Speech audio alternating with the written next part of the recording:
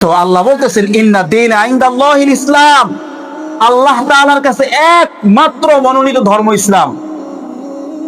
আল্লাহর কাছে ইসলাম ছাড়া অন্য কোনো জিনিসের মূল্য নাই।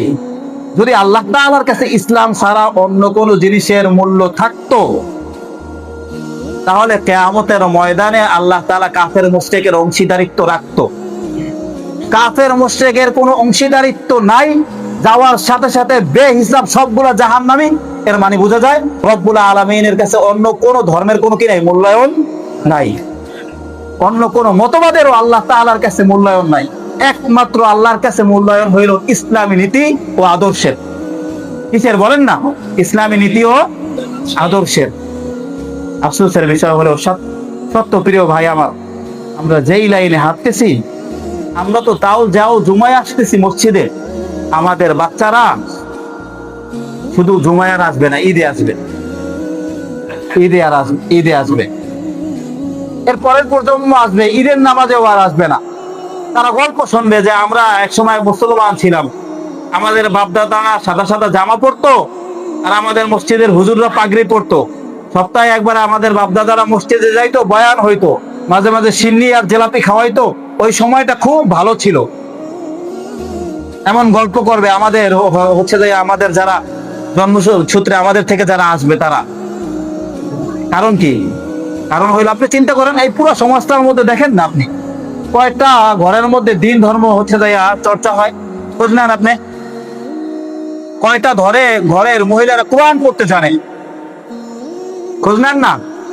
বাংলাদেশের মধ্যে পুরা বলেন তো যে মুসলিম কান্ট্রি হোল বাংলাদেশের মধ্যে শুধুমাত্র কোরআন শরীফ পড়তে জানে 15 থেকে 20% মানুষ। বিশুদ্ধভাবে কোরআন তেলাওয়াত করতে পারে মাত্র 10% মানুষ। কত মানুষ? যদি বলেন যে হুজুর প্রমাণ করে দেখান, এই মসজিদ থেকে প্রমাণ করে দেখাইতে পারি। যেই মানুষ আছে প্রায় 150 প্লাস, এই মানুষের মধ্যে এখন একটা ভোট নেন, এরা শুদ্ধ করে কোরআন পড়তে পারে, হাতে গোনা 5-7 জন বাড়ি করতে পারবেন, বাকি সব চারাবাদ চিডা। ঠিক কিনা বলেন না? প্রিয় ভাই আমার, আমি কাউকে অপমান করা আমার লক্ষ্যবস্তু না। আপনাকে হচ্ছে যে ক্রিটিসাইজ করা, কটাক্ষ করা, এটা আমার কিনা নীতি ও আদর্শও না, লক্ষ্যবস্তুও না। আমি একটা জিনিস আপনার মাথায় দিতে চাইতেছি, যে আমরা যেই রাস্তায় হাঁটতেছি পুরা টোটালি এটা রং ট্রাক, একটা রং রাস্তা, ভুল রাস্তা। এই রাস্তার কারণে আমি আমার ভবিষ্যৎ প্রজন্মকে জাহান্নামের দিকে ঠেলে দিতেছি, নাউজুবিল্লাহ।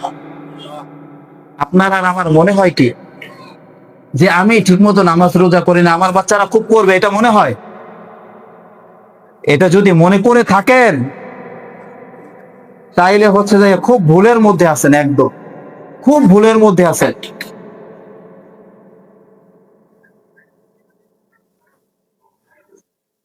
নাই তো ধর্মীয় সংস্কৃতি, ধর্মীয় উৎসব, ধর্ম চর্চা করা, ধর্মকে লালন করা নাই বললেই চলে, নাই বললেই চলে একদম। আপনি মনে করতেছেন কি যে গুটি মানে হাতে গোনা কিছু মাদ্রাসা আছে, কিছু মসজিদ, আর মাঝে মাঝে কিছু ওয়াজ হয়, এর মাধ্যমে আমরা ধর্ম রক্ষা করতে পারতেছি?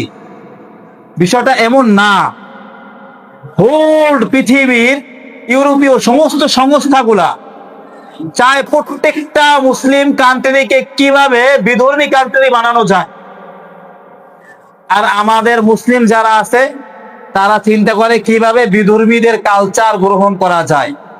আপনি খোঁজ নেন অস্ট্রেলিয়ার, খোঁজ নেন না, ইউরোপীয় সব কান্ট্রিগুলোর খোঁজ নেন।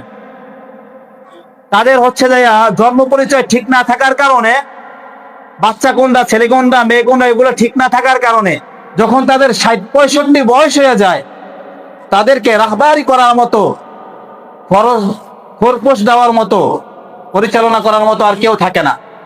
শেষ বয়সে সরকারিভাবে কিছুদিন তাদেরকে দেখাশোনা করা হয়।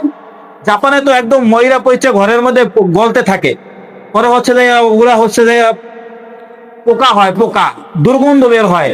তো মানুষরা বিভিন্ন সংস্থা আছে, সংস্থার কাছে ফোন দেয়, ওই সংস্থায় আবার ইন্স্যুরেন্স করা আছে, টাকা জমা দেওয়া আছে, ওই সংস্থার মানুষ আইয়া ওটারে প্যাকেট ম্যাকেট করে নিয়ে জঙ্গলে ফালাই দিয়ে পুড়ে দেওয়া হয়, বাস মামলা খালাস।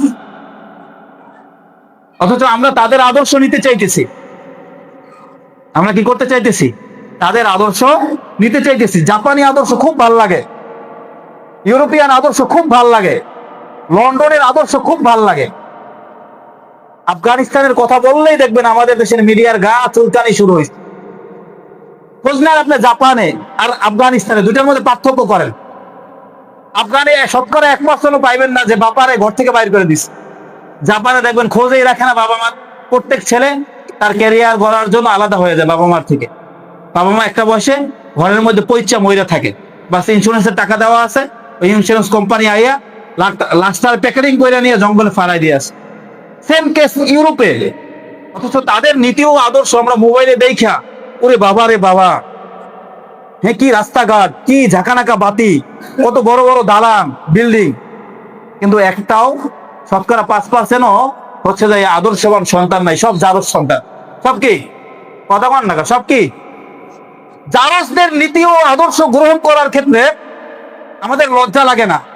মুহাম্মাদুর রাসূলুল্লাহর নীতি ও আদর্শ গ্রহণ করতে আমাদের কি লাগে? কন না, লজ্জা লাগে।